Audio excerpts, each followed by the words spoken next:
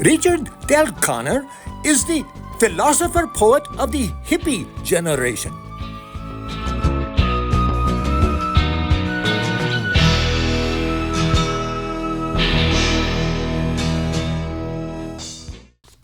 All right, here's a song that always makes me smile. And it's got a long history. It's been through a few bands of mine, so got lots of stories to tell about it. But anyway, this is Pieces of the Sky. And this is the Richard Del Connor Philosopher Poet podcast. Actually, it's number 18 of our podcast series.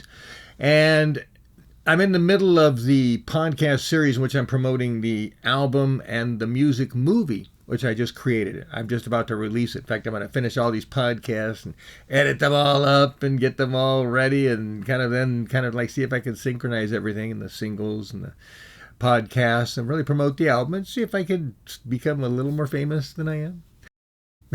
But hey, it'd be nice if I made some money too. Go buy my stuff. That's another reason I'm here, is just, let you know that I'm here and I got stuff and I know you're going to like it.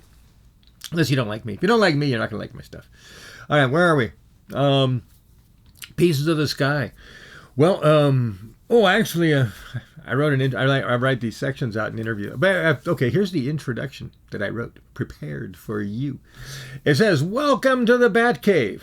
This song was recorded next to the famous North Hollywood porno studio. This was the Injun Rock Opera Band. INJUN, Injun. We only played a handful of gigs between 1986 and 1988, and even though that was on the banner and on the headbill, and nobody ever commented it was a problem with the word Injun back then. Now they would, of course, but that's the name of it, was the name of it, and can't be changing it every decade as people decide some words trigger an emotion. All right, good. Emotional people, just what we don't need in the world. Okay. That's why I'm the philosopher poet. I'm saying, hey, it's better to be smart than emotional. Think with your brain, not your gut. If you're thinking with your gut, you're an idiot. Yeah. If you've ever said, I use my gut feelings, you're one of the dumb people. So seriously, reflect on that. Be nice to yourself. Be gentle. But realize you need to work extra hard to be smart, because your natural motivation is to be stupid. So you just got to try twice as hard. Okay, where are we at? Okay, welcome to the Batcave. Yay! We only played a handful of songs. Oh, wow, what a wonderful rock star life. Now, this is everything I see is like segments of 2 or 3 years, too, as well as a decade. But within every 2 or 3 year segments, I changed residents and girlfriends and wives or whatever. And this little period of being in the Injun Rock Opera has all kinds of really fun memories. And to get all sentimental. We were performing a whole bunch, too, during the time. Okay, so let's see. What are we saying? I lived to play music. Yeah, from 1972, when I returned to California from my exile in Newfoundland, to 1991, when I started raising my kids, was a daily priority. But even every night, after the kids went to bed, that's when I would still get a chance to play my music. And I play kind of loud, it's like too bad. I compromise by taking care of you all day long. I got this evening and that's it, They learn to sleep through my music. And partly because I put them to bed in the afternoons when they're babies and toddlers, I'd sing and play them. I'd be playing bass. My son really liked it when I played Meredith Brooks and played bass along to her album, her debut album. And then Caitlin, she liked Led Zeppelin, so it's cool. I'd be playing Led Zeppelin and Jimi Hendrix, and that's what put her to sleep. So they were different kids, different taste. Okay, let's see. Where were we? Okay, can I get out of here now? I'm at the end of this thing. What am I playing you today? I'm doing Pieces of the Sky.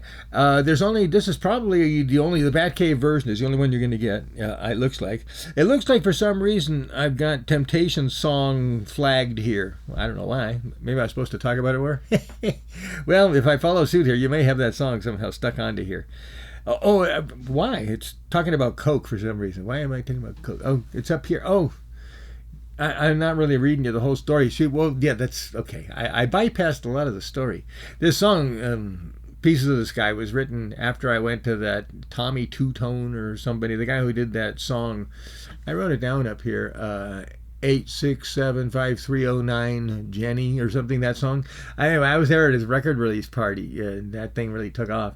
And I met this girl out there, and she took me home, and I could have had sex all night, but ended up just kind of talking and gently fondling or massaging all night, and no sex. It was something else. It was on a different plane, close, real as close as you could get, but not there. And it was just a really fun night. Then as the sun came up, I was all inspired, and I wrote this song. Let me see. Where am I? So that's why I said there was a lot of coke at that party. So there's a line in the thing, the covered deep in snow. Well, another word for the stuff, the powder. Why do I have to walk? It's maybe I just can't post any of my videos at YouTube. But okay. All right.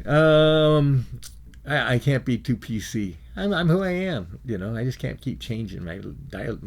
I'm trying to learn new words, not learn how to not use the words I know how to use. Okay, so anyway, I told the story of that girl, which is cool. Oh, one more story about that. My roadie, you'll see him in some of the pictures. He was interesting story. He was from the Thai Mantis Federation School. In fact, he was there when I got there. But I played the Christmas show that year, like 1981 probably, and he was like totally taken by me. It's like, oh, you got to give me bass lessons. And I was like, I don't like teaching people music. I've tried it a few times in the past, and if they're not really musician spirits, I don't want to just take normal people and make them diddle. I like to take an artist and make him incredible, but I don't want to teach people how to diddle in music. Anyway, point being is he wanted to learn how to play music, and I wasn't anxious to teach him. And I said, well, do you have a bass? And he goes, no. I go, okay, I'm off the hook. Okay, well, talk to you again when you get a bass. Well, then some months later at the Kung Fu School, Thai Mantis down, because I was there twice a week at least. And in fact, I was there 5 days a week when I was actually sometimes. But anyway, he finally came over, I got a bass. It's like, ah, crap. Okay, well, I guess I got to give you some lessons since I said I would. And I charged $25 an hour, which is kind of cheap, obviously. It's like $30 a half an hour now. But anyway, I think that's all I charged was $25 an hour.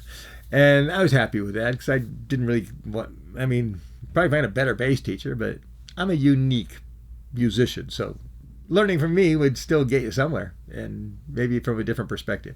So anyway, here I am. I'm teaching this kid bass, and I'm starting to gig a lot again, or I was gigging at the time, and I needed a roadie. So I said, hey, I'll hire you for $25. I paid my roadies $25 a gig. So I said, well, rather than me paying you $25, then you paying me $25. How about if I just, if you'll come to enough, be my roadie, I'll just, every time you're a roadie, you get another lesson. And so we had this like credit system going like that. That's what we did for like a year or two. And so he learned how to play bass, and he went on to be a professional bass player. And he's toured more of the U.S. than I ever did. He's toured this whole country. He's recorded some, I think, on some other people's albums, and he's played nightclubs on a daily basis, sometimes 2 or 3 times a night in different bands. He's a session player. So he totally went and took it as a career. It made it into a career, and I'm the one who taught him. I taught him his very first note. He couldn't keep a beat to save his life. I went and made him go buy a metronome. I went with him to buy it. So I definitely turned him into a musician. I get some credit for that. Anyway, so it was fun, and I'm glad. But then the heartbreak again is like training a girl to be your wife, and then she leaves you, and I trained this guy to kind of be my bass player because he was rehearsing. And let me end this with another neat thing about Sam Persons. He was my roadie, fellow student, and then bandmate, and he was playing on this song. He's bass on this song, and then Bruce Candelaria on drums and me on guitar. And I don't know. What am I trying to say? It was we had a little magic thing, and he was playing my bass. He kind of invented his own. His high school graduation was one of those years he was roadieing for me. And for his high school graduation, he performed this song, I think, on guitar. He actually played it on guitar and sang it, I think, and that was his high school, for his, sometimes the kids do performances and they do, whatever. And he actually performed Pieces of the Sky. I was kind of honored, and I thought that was really sweet and kind of cool, and I felt appreciated to have this song performed at a high school graduation. All right, there's the end of our stuff for today, right? Okay. Where's my outro? Another memory from the Bat Cave with Sam Persons on bass, Bruce Candelaria on drums. Trying to give credit to my fellow musicians here. And don't forget, this is all about getting the Oboy music movie and the Oboy album, Oboy. Go get it. And the album Coyote Graveyard soundtrack by Kung Fu Cowboy. Find Kung Fu Cowboy, Coyote Graveyard, and put those two together, and you should have me and my album. And just go to ShaolinRecords.com. I'll have everything at ShaolinRecords.com. I'll try to have links to iTunes and Spotify and Amazon and other places wherever you buy. But if you go to ShaolinRecords.com, you'll also get stuff that I won't release in those places. You know, just a lot of other stuff. And I can give you stuff free that I can't at the other places. Okay, I can package it together. I put it in a zip file, and then I can throw in some extra goodies like a book or something too. All right, so it's nice to buy from me directly. And where are we? That's it. That's good enough. Yay! Why am I always trying to get out of here? Got a bunch of these to do. But anyway, this has been the Richard Del Connor Philosopher Poet Podcast. Thank you for being here, and see you for the next one.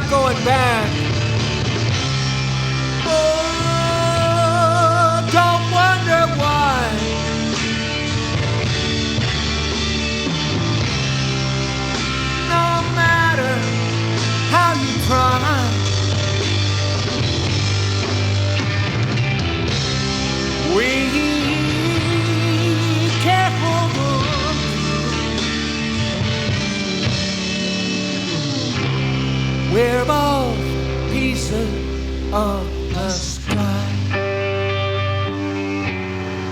You and I.